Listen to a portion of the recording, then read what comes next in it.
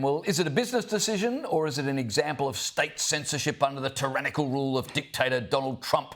News that CBS will not renew The Late Show with Stephen Colbert beyond this season has CNN assuming the worst. A country where you can't lampoon a sitting president is not a free country. A country where you can't publish editorial cartoons or have late night monologues or have satires about the president is not a democratic country. Of course, we're not there. We're not there at all right now. There are lots and lots of figures who are famous for mocking and deriding President Trump. But the idea that Colbert might be taken off the air, that his voice might be silenced, it certainly is creating a little bit of a chill in the air today, Dana. Joining us is podcaster Brad Polumbo from Miami. Never a chill in the air when you're joining us, Brad. The Late Show regularly made fun of Trump. Is that why it's been cut, or is this another example of Trump derangement syndrome from CNN? Yeah, look, this is an absurd meltdown. The Stephen Colbert Show was losing $40 million a year. It was a massive budget black hole that, if anything, was probably kept on air over the last several years because of just how anti-Trump it was. Its perpetuation was political, not its cancellation.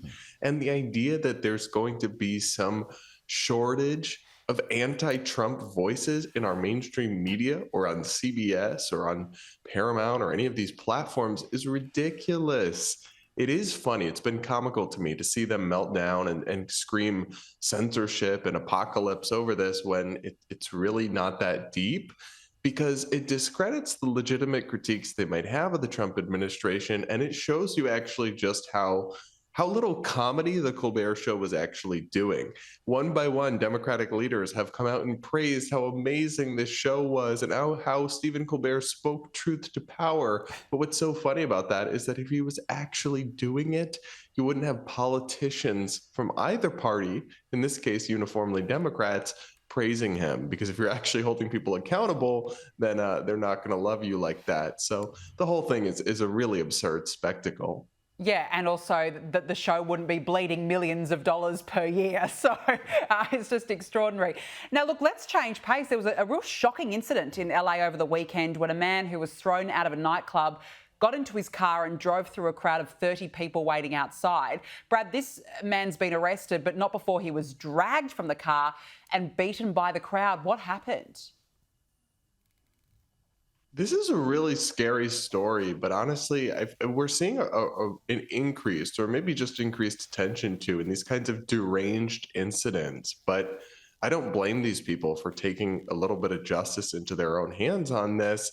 We have a lot of unhinged people in our society, and whether it's this or whether it's mass shootings, it really does kind of sicken your soul and your heart that people engage in these acts of senseless violence. I'm not sure exactly what could be done to prevent stories like this from happening, but this isn't normal. Something is sick with a lot of people where they're going out and doing crazy things like this, and America needs to reckon with that. Yeah, it's a really shocking story, and heart goes out to all those injured in that incident.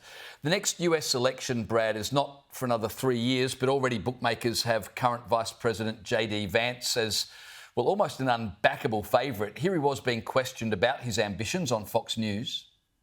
You run for president after this. I know you're going to tell me you're going to focus on being vice president right now. But people are wondering if we can accomplish all of this in 4 years, and they want some security in that. Is JD the man to continue the MAGA agenda? Well, look, man, I really am just not focused on politics. I'm not focused on the midterm elections in 2026, much less the presidential election in 2028. When we get to that point, I'll talk to the president. We'll figure out what we want to do. Brad, I always love a politician who says he's not focused on politics, but for him to be the unbackable favourite in 2028 is hardly a surprise, I would have thought. No, it's not surprising. It's kind of the natural successor to the Trump movement.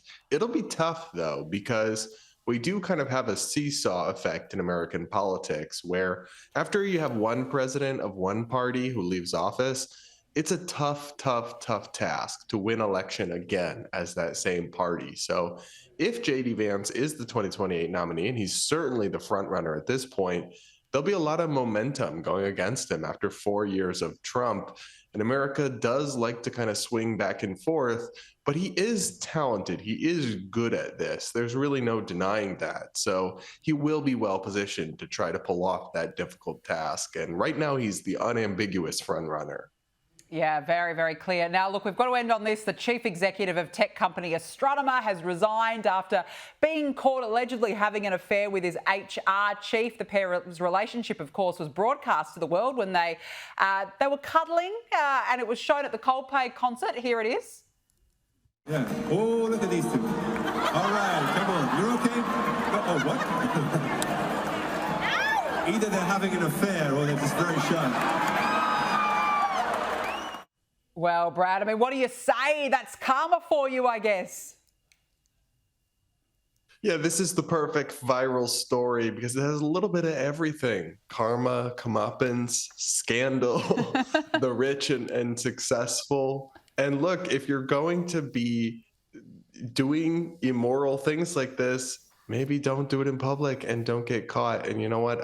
I've seen his kids come out and make fun of him on social media for getting exposed like this. America is against him, and you can't say he didn't deserve it, Danica. This is what happens. Yeah, I just feel sorry for his wife. I mean, she must be mortified right now. Not that I think we've heard from the wife, but gosh, you know, that's karma for you. You're not safe anywhere. Look out. Brad Polumbo, always a pleasure to speak with you. Thanks so much for joining us on the show this evening.